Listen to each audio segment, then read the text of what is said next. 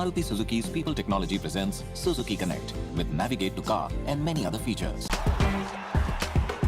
Watch more, feel more. Dell.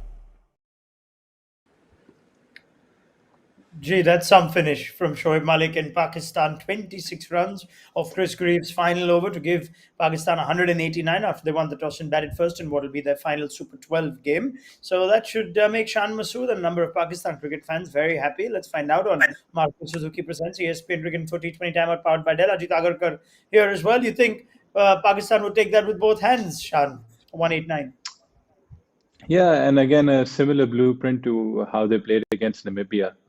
Really being careful in the first 10, scoring not being easy, especially on the Sharjah deck.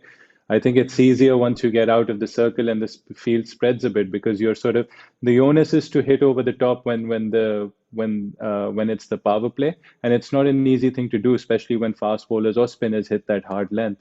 Again, Pakistan following a good plan, saving up wickets for the last 10. And then, as you saw with Hafiz firstly, and then Shoaib Malik, that's a brilliant finish. And that's the kind of thing that Pakistan have been looking for in terms of having Babar Rizwan at the top, and then having guys like Hafiz, Malik, and Asif Ali to finish the innings off. Shoaib Malik, Ajit Agarkar has had his share of duels with Shoaib Malik, who continues to play international cricket. And from all those years, Ajit, even now, if you bowl a leg spinner to him in the final over, he wouldn't mind it. And not at all. I think I've played a fair few games against him. So, yeah, quite know what he can do. Yeah, I think, Scotland sometimes, it is tough. I'm sure it's been a long tournament for them as well, having played the qualifiers as well. So you kind of feel for them having come up against the top teams later on.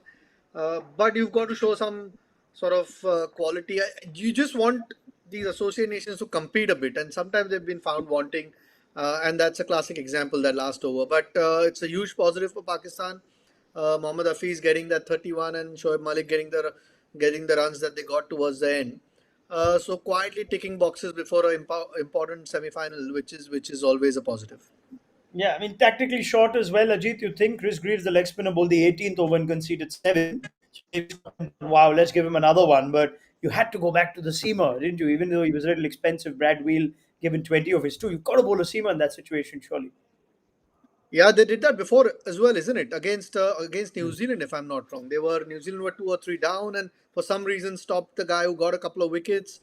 Sharif, I think, on that occasion got Kane Williamson out down the leg. And yeah, that's the one thing you certainly hope that they don't do. And with experience, perhaps they'll learn, but they've got an experienced captain as well. So you don't, because anyway, in terms, if you compare with some of these teams, they are the lesser team.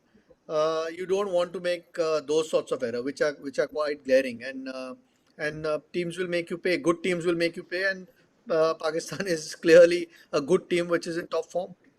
85 of 37 between Malik and Hafiz. This just augurs well, Shaan, for this Pakistan side ahead of a semi. And given the build-up to this tournament too, I think there was some debate on whether Shoaib Malik walks back into this 11 or not. This certainly augurs well for them. Look, we talk about when we say big tournaments, World Cups, again, it's more about getting the wins, getting the results, and not how you play your cricket. I think when Pakistan initially chose their side, it was more based on boundary hitting, six hitting. And then having watched the IPL in the UAE and then the national T20, they figured out that they might need some experience and cool heads out there in the middle. So Shoaib Malik, again, he's not just that accumulator. He has different gears and he's shown that different gear and he's worked on it a lot, whether it's against the fast bowlers. And I mean, if it's against the spinner, that's a no-brainer. You just don't bowl a spinner in front of Shoaib Malik. So Pakistan have played their cards well when it's come to selection and when it's also come to utilizing these players, and they'll be big match players when it comes to the semi-finals. I guess that innings only makes Fakhar Zaman's 13-ball 8 look that much worse. Now I wonder if that's the only piece missing in the puzzle, and whether it's a piece that Pakistan at all would be concerned about, given they're winning. Sometimes you can afford to ignore those, Shaan.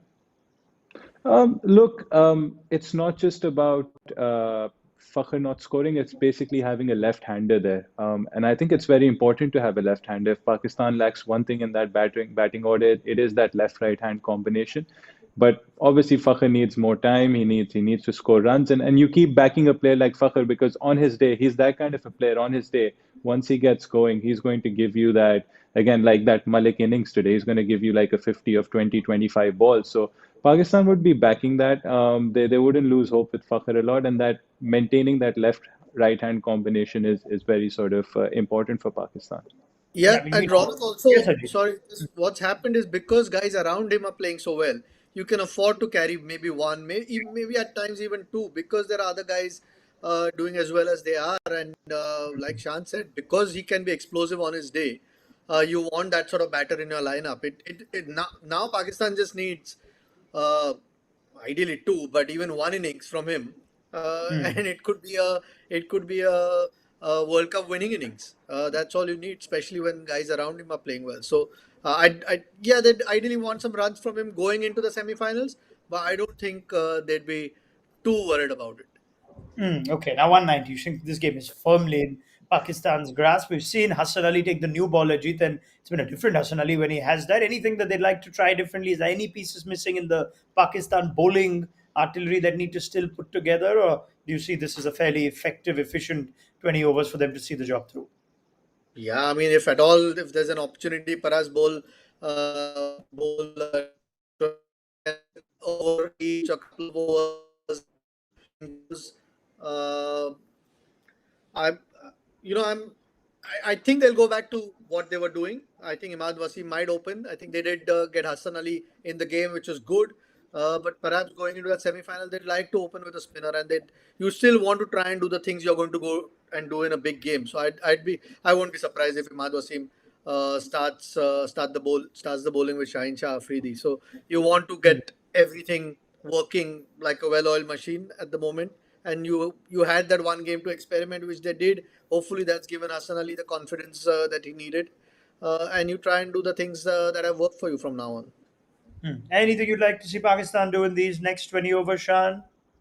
No, maybe one thing Pakistan do is bowl Imad more in the middle overs, see how it goes. They might need him, and then obviously you never know what kind of situation can come in the semi-finals. So even getting the spinners to bowl a bit later in the innings, not like Scotland having them to bowl the last four around 15, 16, just in case they might need it in the semi-finals.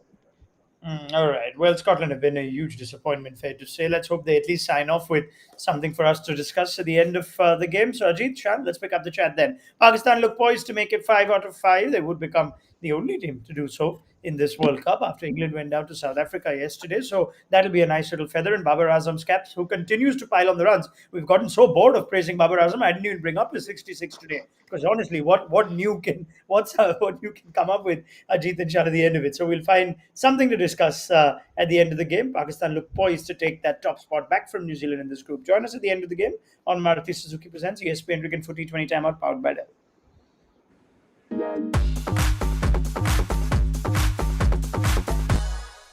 Maruti Suzuki's People Technology presents Suzuki Connect with Navigate to Car and many other features. Watch more, feel more, Dell.